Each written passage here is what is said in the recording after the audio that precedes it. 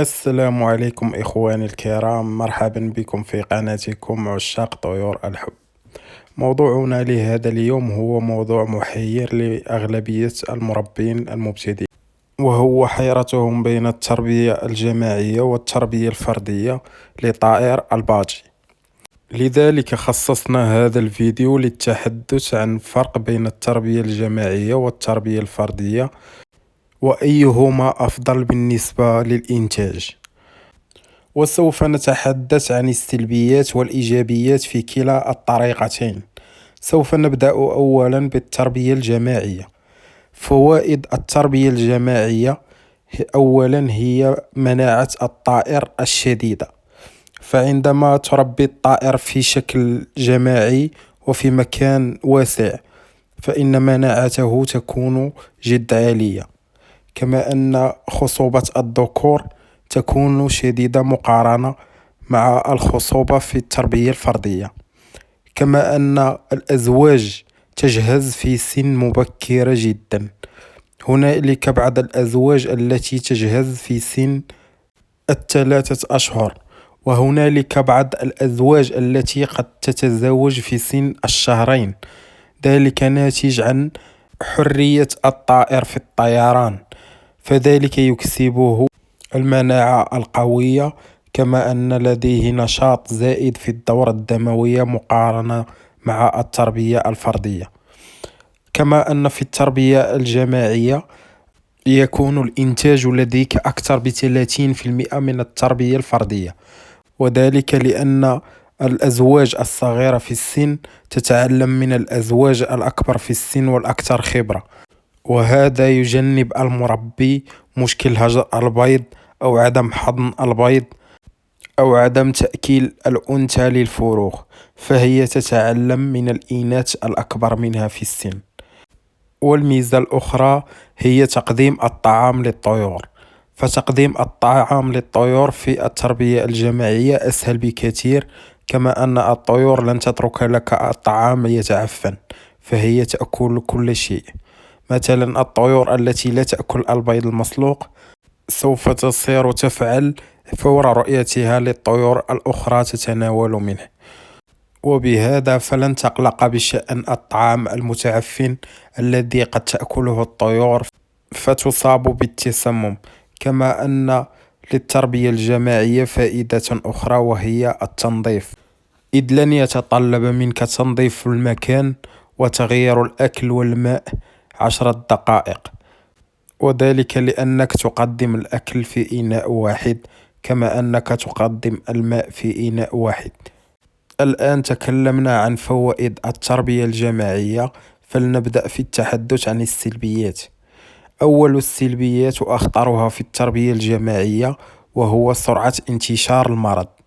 فلو أحضرت طائر مريض وأدخلته على المجموعة فسوف يعدي المجموعة بشكل سريع جدا، وذلك بسبب لعابه في الماء أو بسبب برازه في الأكل، وذلك سوف يساعد في انتشار المرض بشكل أسرع، مما سوف يؤدي إلى هلاك المجموعة إذا قدر الله في رمشة عين.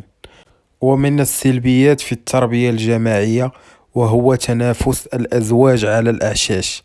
فرغم توفر الأعشاش لكل الأزواج تجد هنالك بعض الإناث تدخل إلى أعشاش غيرها من الأزواج فتقوم بتخريب العش، فتجد أنثى واحدة تسيطر على عشين أو 3 أعشاش في نفس الوقت.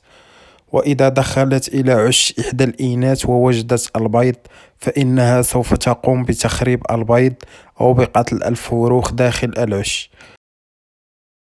كما أن بعض الإناث تضع البيض فوق بيض الأنثى السابقة في العش، كما تشاهدون في الصورة، تقوم بتخريب البيض وتضع البيض فوق بيض الأنثى السابقة في العش، وهذا من السلبيات في التربية الجماعية. ومن السلبيات أيضا في التربية الجماعية هو أنك لن تستطيع التحكم في نوع الطفرات لديك، ولن تستطيع التحكم في الألوان، لأن الأزواج هي التي تختار بعضها البعض، وبهذه الطريقة سوف تحصل على ألوان عشوائية، ولن تستطيع الحصول على أنواع وطفرات محددة برغبتك الشخصية. ولكن إن أردت أن تحصل على ألوان وطفرات من نوع معين، فيجب أن تكون لديك المجموعة هي من نفس النوع أو من نفس الطفرة. كما من السلبيات وهو موت الفروخ الصغيرة نتيجة الضرب من قبل الفروخ الأكبر سنا. والآن تكلمنا عن فوائد وسلبيات التربية الجماعية، فلنتكلم الآن عن التربية الفردية. أول إيجابيات التربية الفردية هو أنك يمكنك أن تحدد الزوج الذي تريد أن تنتج منه، وذلك للحفاظ على نقاء السلالة ونقاء دم الطائر.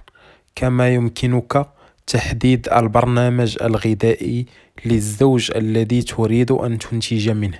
فمثلا الزوج الذي تريد أن تقوم بتجهيزه للتزاوج سوف تقوم بتخصيص برنامج غذائي معين دون أن تحتاج إلى تقديمه للطيور الأخرى. كما من إيجابيات التربية الفردية هو أنك يمكنك السيطرة على الأمراض بسهولة، بحيث أنك تربي كل زوج لوحده، فإن مرض أي زوج فإن المرض يبقى منحصرا على الطائر المريض ولن ينتشر بسرعة لديك. كما أنك يسهل عليك معرفة الطائر المريض في التربية الفردية، بحيث أنه يظهر لك بسهولة وسوف تعرف أنه طائر المريض من خلال وقفته في المجتمع، على عكس التربية الجماعية بحيث لن تستطيع تمييز الطائر المريض من الشكل أو من البراز في السلاكة. وهذا من الإيجابيات في التربية الفردية. كما أنه في التربية الفردية يمكنك التحكم في مقدار الأكل المقدم لكل زوج ولكل طائر، فبهذا يمكنك أن تحدد الحصة التي سوف يتناولها كل طائر على حسب احتياجاته دون الطيور الأخرى. ومن الإيجابيات في التربية الفردية وهو إن مرض لديك أي طائر فهو لن يعدي المجموعة، خصوصا إن كانت لديك طيور من طفرات نادرة وغالية الثمن، بحيث إذا قدر الله وأصيب أي طائر بمرض خطير فهو لن يؤثر على المجموعة بكاملها، على عكس التربية الجماعية. لأن التربية الفردية يبقى كل طائر مريض بعيدا عن الطيور الأخرى. الآن ذكرنا الإيجابيات، فلنمر إلى السلبيات. من أول السلبيات في التربية الجماعية وهي كثرة الأقفاص، بحيث أن كل طائر يجب أن تقدم له الطعام والماء لوحده، ويجب تنظيف القفص، وهذا يحتاج إلى وقت طويل جدا من المربي. فعوض 10 دقائق في التربية الجماعية في تقديم الطعام والماء، فهنا في التربية الفردية قد تحتاج إلى ساعات لتنظيف كل الأقفاص وتبديل الماء لكل الطيور. كما من السلبيات وهو مشكل التوالف. لكي يتوالف لديك زوج، مثلا ذكر معين مع أنثى معينة، فهذا يحتاج إلى وقت قد يصل أحيانا إلى 10 أيام لكي تتمكن من الجمع بين زوج معين. كما من السلبيات في التربية الفردية وهي الأكل الطري مثل البيض أو الخضار، فإن قدمت إلى الأزواج البيض المسلوق أو الخضار فيجب أن تغيرها فورا بعد مرور 6 ساعات، بحيث أن الأزواج لديك سوف تختلف نسبة تناولها لهذه الأكل الطرية، بحيث سوف يكون لديك الكثير من البقايا التي يجب عليك إزالتها، وفي بعض الأحيان قد تنسى إزالته من بعض الأقفاص، مما قد يؤدي إلى تسمم الطيور لديك. وبهذا إخواني الأعزاء نكون قد ناقشنا موضوع محير بالنسبة لمعظم المربين المبتدئين، ونرجو منك أن تترك لنا ما هو رأيك وما هي التربية المفضلة لديك. هل هي التربية على شكل جماعي أم التربية على الشكل الفردي. وبهذا إخواني الأعزاء نكون قد وصلنا إلى نهاية هذا الفيديو. فإن أعجبك هذا الفيديو فلا تبخل علينا بالضغط على زر لايك والاشتراك بالقناة وتفعيل زر الجرس ليصلك منا كل جديد. تحياتي لكم من قناتكم عشاق طيور الحب. أترككم مع لقطات من هذا الطائر الجميل.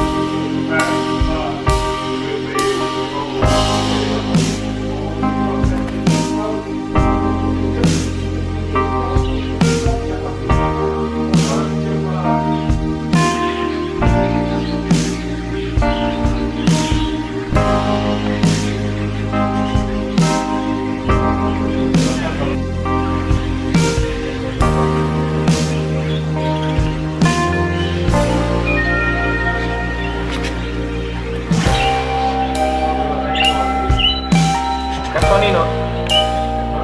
Nino.